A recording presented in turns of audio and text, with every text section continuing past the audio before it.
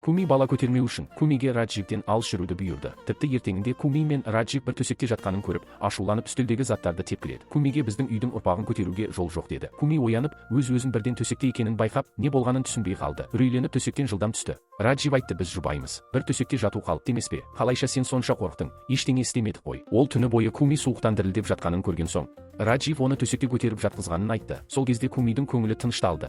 Раджив өткен түнде Кумиде бірдеңе дұрыс емес екенін сезді. Бір нәрсе болды ма деп сұрады. Куми жоқ деді. Ол төмен түсіп, Радживке шай қайнатуға дайындалып, Бауджиға сәлем салғанда Бауджи оның саусағын басып алды. Куми не болғанын түсінбей, Бауджи оған теледидарға қарауды бұйырып, қалай түсіндіресің деп сұрады. Бір үй қызметшісі қожайын төсегіне шығып алған деп, бір соққы беруге дайын тұрған кезде, апайы араласып, Бауджи тым асыра сілтеп жатырсың деді. Куми түсіндіріп, ештеңе болған жоқ. Раджив оны суықтан дірілдеп жатқанын байқап төсегіне жатқызған. Раджив оған, біз келісім бойынша үйлендік, шын жұп бола алмаймыз деген. Бауджи оның мойнындағы алқаны байқап, тартып алмақ болды. Апайы жылдам оны тоқтатты. Бұл алқа Раджив үшін маңызды. Ол алқаны Кумиге беріп, оны мойындағанын білдіргені деді. Бауджи да түсінді. Ол көмекшілерін шақырып, Кумиді дереу шығарды. Апайы қанша кедергі жасаса да тыңдамады.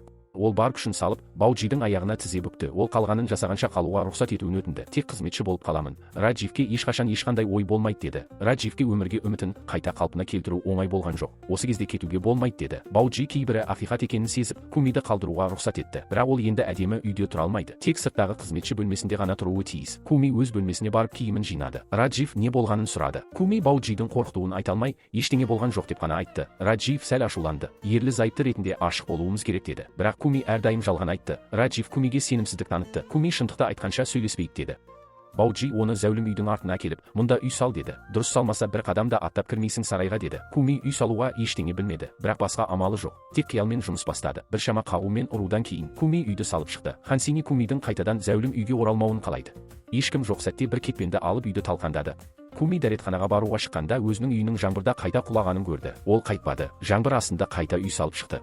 Үй қайта дайын болғанда ғана сарайға кірді. Раджив Кумиді таба алмай, қатты уайымдады. Төмен түскенде Кумимен соқтығысты. Кумидің киімі су екенін білді. Куми жаңбыр жауған соң шықтым деді. Раджив оны тоңып қаласыз деп, тез киім ауыстыр деді. Басын сүртіп, аяғын жылытуға көмектесті. Куми Бауджидің ескертуін ойлады. Қорқып аяғын тартты. Ештеңе болған жоқ деді. Раджив әлі сенбеді. Асүйге барып имбир шайын дайындамақ болды. Куми Радживтің өзі үшін осындай қамқорлық көрсетуіне жүрегі қиналды. Шай ішкеннен кейін Раджив оған жатып демал деді. Куми мұнда ұйықтай алмай, Раджив музыка тыңдап ұйықтағаннан кейін ғана шықты. Ол зәулім үйдің келіні болғанымен сарайға кіре алмай, өз салған үйінде тұруға мәжбүр болды. Бауджи оған көмек көрсетуге рұқсат бермеді. Апайы ғана жасырын тамақ әкеліп берді. Раджив таңертең артқы аулаға жаттығуға келді. Куми ойға шомып келе жатып, Радживге аяғын сүріп құлады. Раджив Куми не үшін шыққанын сұрады. Куми серуендеп жүрмін деп өтірік айтты. Раджив сенбеді. Куми тез тақырып ауыстырып, Радживке көңіліңде бір уайым бар ма деп сұрады. Раджив шынымен де уайымы бар еді. Өткен түнде анасын түсінде көрді. Анасы оған көп нәрсе айтты. Сол шынайы сезім оны анасын сағындырды. Куми оны жұбатады. Анасына зиярат етуге болады деді. Раджив үшін де бұл қынжылтатын тұсы. Бауджи қарғыс кесірінен анасының жерлеу рәсімін өткізген жоқ. Куми бұның дұрыс емес екенін айтты. Раджив анасына еске алу рәсімін өткізуге шешім қабылдады. Апай мен ағайы да келісіп, Бауджи отбасы абыройы үшін қайта қарсы шықты. Бірақ Раджив шешімін өзгерткен жоқ. Кумиге тәтті жасауын тапсырды. Бауджи ашуланып, Кумиге сені үйден қуып шықсам да маған кедергі жасағаныңды қоймадың деді. Ол Раджив кеткен соң рәсімді өткізуге болады. Тәттіні Хансини дайындайды деді. Хансини тәттіні мүлде жасай алмайды. Телефонмен ойнап жатқанда қазан күйіп кетті. Куми рәсімге шықпасын деп Хансини қасақана Кумидің аяқ киімін білдіріп, үйдің кіреберісіне сынған әйнек шашты. Куми өткен түнде жаңбырда қалып, кішкентай бөлмеде ұйықтағаннан кейін кенет қатты дене қызуы көтерілді. Бірнеше қадам басқанда аяқ киімі жыртылып кетті. Жалаң аяқ үйге кіргенде әйнек тілігі кесіп, басы айналып су іздеді. Құмыраны құлатып, соңында есінен танып қалды. Хансини жоспары сәтті болды деп Бауджиге мақтанып айтты. Рәсімде келін ретінде тәттіні алып шығу керек еді. Хансини абдырап қалды. Қазан күйгеннен кейін қайта жасамаған, ол маңызды емес, басқа нәрсені қолдан деді.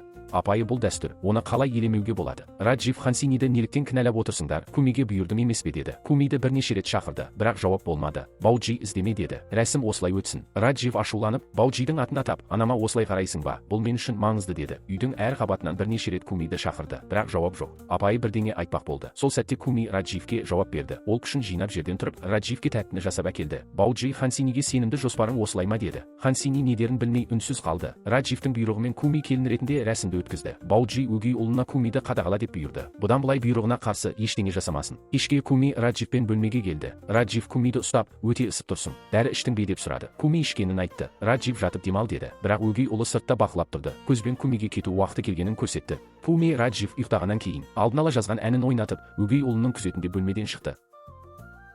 Келесі таңертең Раджив оянып, Кумиді көрмеді. Бірнеше рет шақырды, жауап жоқ. Үстелде дыбыс құрылғысын тауып, Кумидің әнін тыңдады. Раджив алданғандай сезінді. Кумиді барлық жерден іздеді. Апайы ақыры шыдай алмай, Радживті ертіп келіп, Куми дәл осы жерде тұрады деді. Раджив тозығы жеткен кішкентай үйге қарап, неге Куми осында тұрады деп түсінбей қалды. Апайы себебін айтты. Раджив ашуланып, ішке кірді таяқпен. Ішін талқандады. Қалғандары шу естіп келді. Хансини қатты қорқып, қашу керек деді.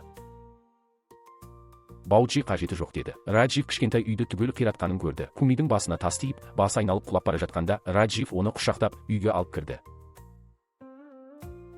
Кірерде Бауджи тоқтатты. Раджив мүлде қарамады. Кумидің қолын ұстап кірді. Бүгіннен бастап Куми әйелі ретінде осы үйде тұрады. Оның баласы Бауджидің немересі болады деді. Бауджи келіспейді. Куми тек ауылдан әкелген ойыншық. Тек Сандживтің үйленуін қамтамасыз ету үшін. Бауджи үстелдегі шамды Радживтің қолына жағып, есіңді жи, Куми үшін менімен күреспе деді. Раджив Кумимен ерлі зайыпты екенін, Бауджи неліктен бұзғысы келетінін түсінбей дал болды.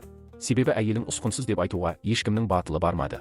Апай мен ағай Бауджиге бекерге қатал болма деді. Бауджи ашуланып, сендер Кумиді қорғау үшін мені кінәлайсыңдар, өздерінің кім екендеріңді ұмыттыңдар. Раджив соңғы 3 жылда ештеңе жасамады, бөлмеден шықпай, жұмыс істемеді. Ақшасы мен билігі менен, тіпті Куми деген ойыншықта мен сатып алдым. Сондықтан Раджив қалайша өзіне тәкаппарлықпен дауыс көтеріп сөйлей алады деді. Раджив күліп, Бауджидің сөзі әдемі деді.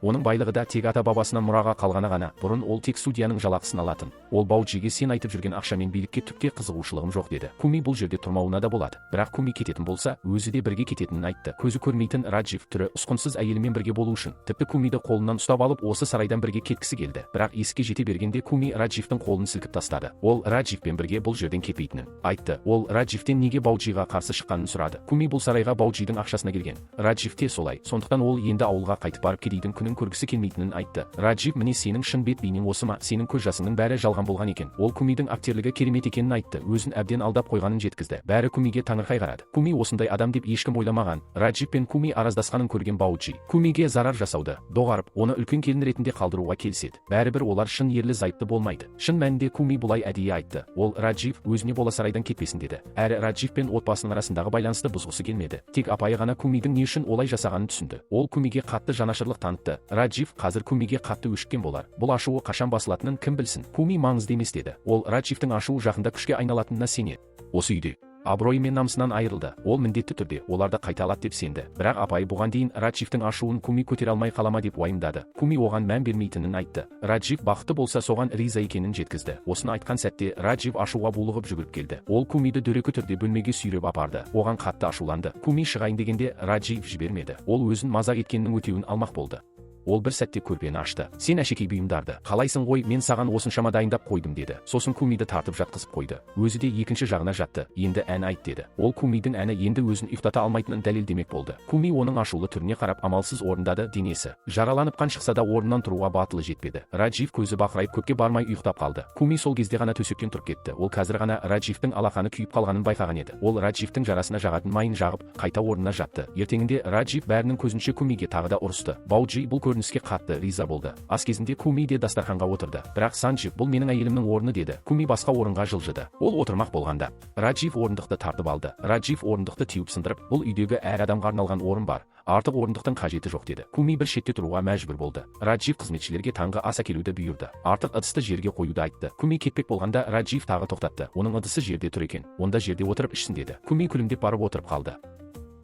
Апайы шыдай алмай оны алып кетті. Апайы бұның бәрі керек пе енді деп сұрады. Куми иә деді. Қанша қиындық болса да көнем деді. Содан кейін ол үлкен орындықты алып келді. Бәрі оның не істегелі тұрғанын түсінбей таң қалды. Ол егер Бауджи оны үлкен келін ретінде мойындаса, әрі ол келісім бойынша бүкіл қызметтің жұмысын орындаса, онда неге ол отырып тамақ іше алмайды деді. Раджив 3 жыл бойы отбасыға еш үлес қоспаған, үлкен ұл ретінде міндетін атқармаған. Ол отырса, мен неге отырмаймын деді. Раджив ашудан тіл қатпай қалды. Бауджи Куми дұрыс айтты. Ол отыруына болады деді. Куми қуанып үлкен орындыққа шығып отырып алды. Таңғы асын жей бастады. Ол бұлай істеуі Радживті одан сайын ашуландыратынын білді. Бірақ ашу күшке айналып Радживтің қайта тұруына себеп болады деп үміттенді. Санджив пен ағайы Куми бұлай болады деп ойламаған. Олар Куми сөзін шектен шықты деп айыптады. Куми сөзін жалғастырып, мен шындықты айтып тұрмын. Бұрын сендер айта алмағансыңдар. Сол үшін Раджив ештеңе естімей келді деді. Раджив аш кетіп, Кумиге күт деді. Ол Куми үшін төленген 25 000 қалың малды толық қайтарамын. Содан кейін Кумиді қуып жіберемін деді. Куми ішінен қиналса да Радживті әлі де қайрай берді. Сен 3 жыл жұмыс істемедің. Қайдан табасың ол 25 000-ды? Не қарыз аласың ба деді. Раджив мен ешқашан ешкімге қарыз болмаймын. Өз еңбегіммен табам. Сен ауылға қайтып кедейлікке барасың деді. Санджив те Кумиге ренжіп, қулық етуге дайындал деді. Куми Раджив қайта кеңсеге жұмысқа барады деп ойлады. Оның костюмін дайындап, жеміс шырынын құйып қойған еді. Өзгелер де Раджив жұмысқа барады деп ойлаған. Бірақ Раджив мен соқырмын, кеңседе не істеймін? Адамдардың мүсіркеуін жинаймын ба деді. Ол Куми дайындаған костюм мен шырынды жерге лақтырып, қызметшіге қоқысқа таста деді. Содан соң бұрын жұдырықтасатын жеріне барды. Бүгінгі жүлде 5000 екен. Ол ойланбай жекпе-жекке шықты. Бірақ көзі көрмеген соң қарсыласты дәл соға алмады. Бірнеше соққы жеді. Куми айтқан сөздері ойына түскенде қайта тұрды. Қолындағы шынжыр қарсыластың шалбарына ілініп қалды. Сол арқылы шынжырдың дыбысымен қарсыластың қозғалысын сезіп, соңында жеңіске жетті. Сарайдағылар Радживтің жоғалды деп қатты уайымдады. Бәрі Куми сөздері Радживтің жүрегіне тиді. Сол үшін кетіп қалды деп кінәлады. Куми Радживті іздеуге шықпақ болғанда, Раджив жараланып үйге кірді. Ол 5000-ді Бауджиге беріп, мұны өз қолыммен таптым. Отбасының абыройына кір келтіретін ештеңе істеген жоқпын. Сондықтан уайымдама деді. Сосын Кумиге бұрылып, заттарыңды жина, қалған 20 000-ды да тез табамын. Жақсы күніңнің санаулы екенін айтты.